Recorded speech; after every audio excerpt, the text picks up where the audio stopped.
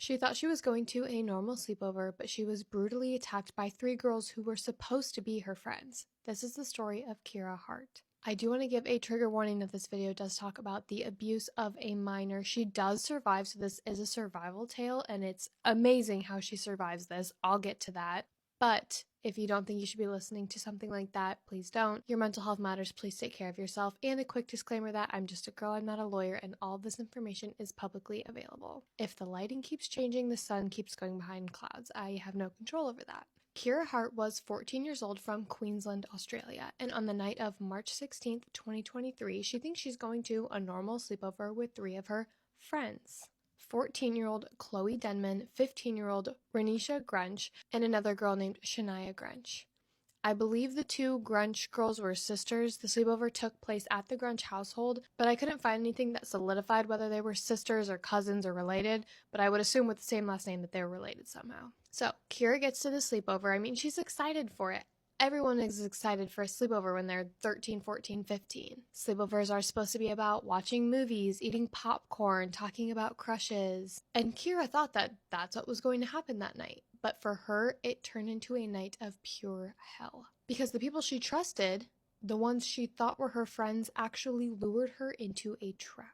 Let me give you some background on these girls because it's important to know going forward. Kirra, before the incident, was described as a regular teenager. She was quiet, trusting, very sweet, and overall likable. And most importantly, she did not have a reputation for being a troublemaker. Renisha was identified in many reports as the ringleader of the assault. She was frequently described as more aggressive and central to organizing this entire attack. Chloe is described as someone with a visible online presence. Before the incident, there were suggestions reporting that there had been tension, perhaps some jealousy or bullying between Kirra and Chloe. And lastly is Shania, who is less featured in the reports. She's mentioned as Kira's classmate, who was possibly involved in the attack, but we'll find out later that this entire attack was recorded and Shania cannot be seen in the recordings as well as Chloe, Kirra, and Renisha are. So immediately once Kirra got to the sleepover, she was taken off guard. She was ambushed by the girls. She was beaten, punched, kicked, dragged around by her hair, and even cut with sharp weapons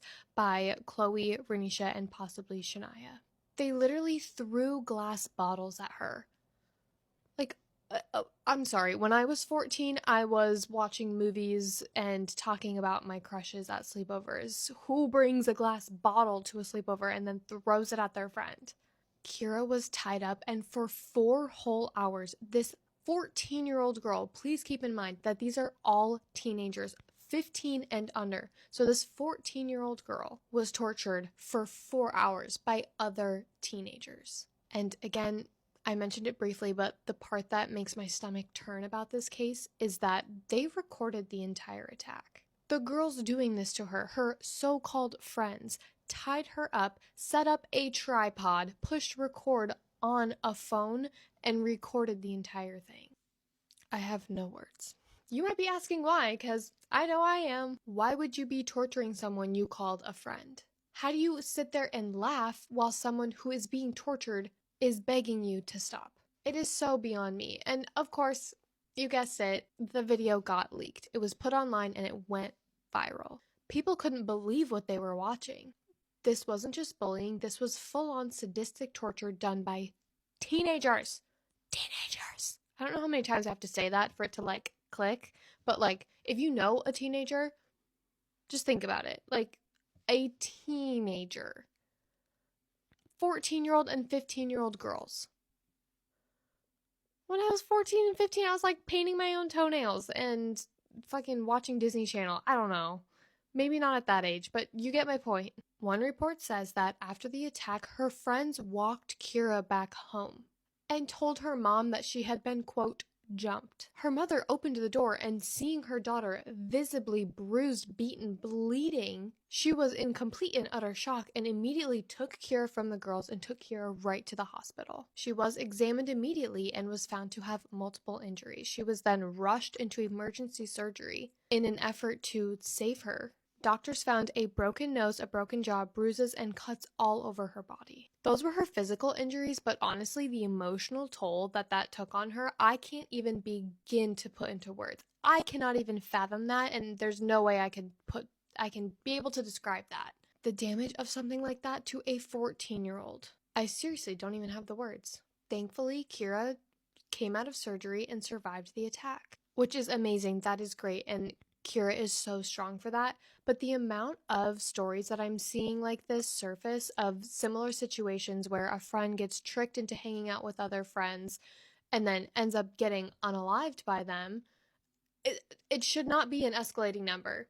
If anything, it should be decreasing in the amount that it's happening. But it's getting more and more frequent, and I am getting more and more afraid of teenagers. Seriously, what is going on in the world?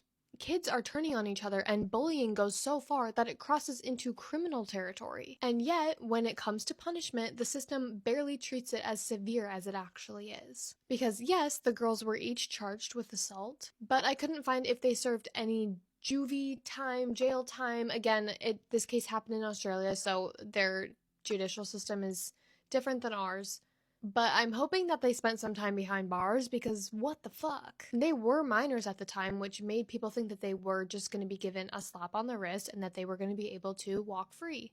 Maybe they had some probation, maybe they had some community service. 4 hours of torture and they might have just walked free with minimal consequences. That doesn't sit right with me. When the internet saw the video of the attack, people were outraged. Thank God that did not come up on my FYP, because I definitely would have cried. People were so outraged that they started petitions demanding harsher punishments. They even opened up a GoFundMe for Kirra to help her pay with hospital bills and things like that. Strangers from all over the world rallied with this girl, because even if the justice system didn't end up protecting her, people wanted her to know that they saw her, they heard her, and they want to help support her. Kirra was described as sweet, shy, and just a normal teenager who ended up trusting the wrong people. She's a victim, and her scars aren't just physical. They're emotional too. It's betrayal, it's trauma, and it is something she's going to have to carry for the rest of her life. And for those 3 girls, I'm just going to say it, we do not like those girls. We do not like mean girls. Don't be a mean girl. It's 2025.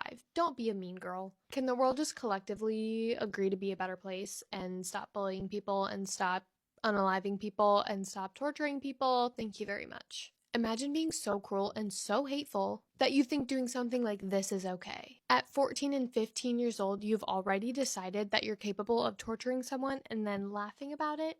That's not just teen drama, that's incredibly narcissistic and very dangerous. But at the end of the day, this case is not about them, it's about Kirra. She survived, she's strong, and she deserves to know that the world has her back, that people are demanding justice for her, and that she's not defined by what happened to her. Kirra Hart deserves so much better. That is all I have on this case, but I would love to know your thoughts in the comments. Are you as mad as I am about it? Do you think the girls will actually ever face real consequences for what they did, or will they walk away with a slap on the wrist? I post true crime videos, so if you like that type of content, follow so you don't miss my next video, and please stay safe out there because you never know what's right around the corner. Be careful at the next sleepover you go to. Really make sure that they're your friends, because sometimes bad shit happens.